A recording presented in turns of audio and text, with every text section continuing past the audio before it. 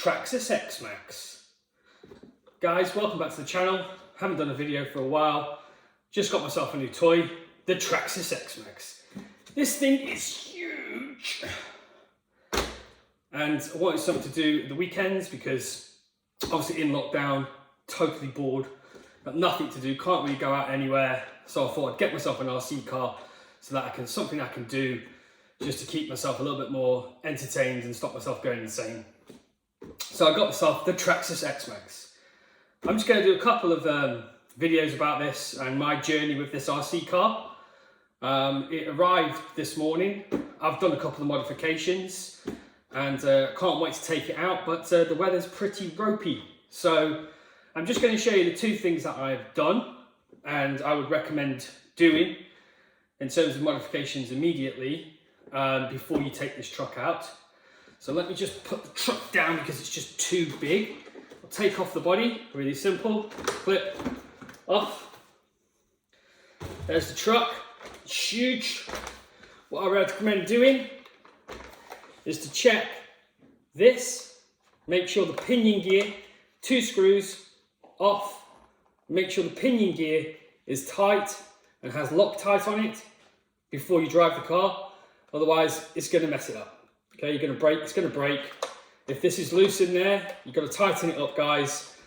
And if you want my top tip would be to mark the pinion gear and the shaft that comes out of the motor with like a Sharpie pen, or scratch it so that you've got a line so you can see when it's backing out. Because if this pinion gear backs out, it's going to mess up the gears. And then you're going to have to replace 2 of the gears. And there'll be loads of metal in there and it's something quite annoying to sort out. So every time you should check the pinion gear in there. It's in that compartment, 2 screws. And like I say, get a fine Sharpie pen and put a line down the shaft and over the pinion. And then you've got a line so you can see if the pinion is starting to come loose and to back off. At that point, then you always, you've got a visual check there so you know you can tighten it up with some fresh Loctite, okay? That's number 1 thing you must check. Number 2, not going to bore you to death, check the tyres. Just tighten these bolts here. Make sure the tyres, one of mine wasn't actually tight, and that is a problem. In terms of, you obviously take it out, you're just going to fly off and then you're going to crash the car, and you've just spent a fortune on this thing, so you don't want to do that. I just love the suspension, guys. It's amazing. So I'm going to put this on the floor, show you the body. Okay. The body. First thing I did, don't know if you can see that, the skid plate on top. I'm not going to bore you with a video on that. It was just literally 4 screws. You drill out 4 holes, okay? I used a 6.5. If you've got a 7mm drill bit, that's great. Start with a small one. And what I did, if you can see, you can't really see, the bars that are going down here, there's 4 holes, and that's where your screws go in to hold this on top. But all you've got to do is mark from the underneath of the body, which is here, and here, where these holes are, okay?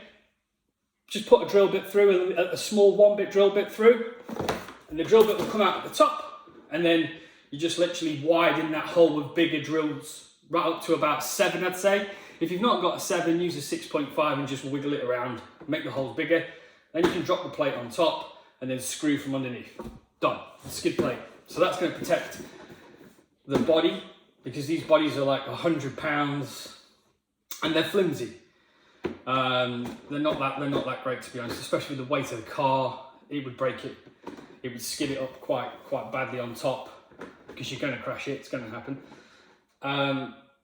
I didn't have any shoe glue and just drywall tape lying around the house, so I'm not going to spend like 30 quid on that rubbish. This stuff stinks and I just don't think it's necessary. I just literally Gorilla Tape, that's what I had. It's cheap. 1 roll, 1 11-meter roll will do the whole body. You just have to take off the plastics underneath, and then I just put the Gorilla Tape on. It's quite a tedious job. It takes quite some time, about 2 hours, and yeah, I just put it all on the inside of the body, and then basically that makes this thing straight away just so much more rigid. It's so much more rigid. Before it was such a flimsy, felt really flimsy, like it was going to break just touching it almost. So put the obviously adds a bit of weight to it, adds the rigidity. Gorilla Tape. Okay, done. So they're the two things that I've done this morning when the car arrived: the skid plate, the Gorilla Tape. Okay, that's what I would recommend you do to the body, and it's going to make it last a lot longer. Okay, in my next video I'm going to install the RPM body protector. Okay, this is to stop the screws pulling through on the back of the body, and it just replaces the front screws on the body. But these new bodies, guys, they do come with the plates already installed, as you can see there and there. And the old bodies just had the screws, and they were just pulling straight through the bodies. But I like the RPM bits, and I don't know if you can see the model. I'll just put the model number there. There it is on the screen. Okay, I recommend this. It's a cheap mod to do, and what it's going to really do is protect the rear, because these bars, these plates are here, and then these screws are going to screw into there, and it gives this rigidity, because the back is where you will mostly damage, really, especially if you're pressing the self-right button. Okay. All right, guys. Thanks for listening. And tune into my next video.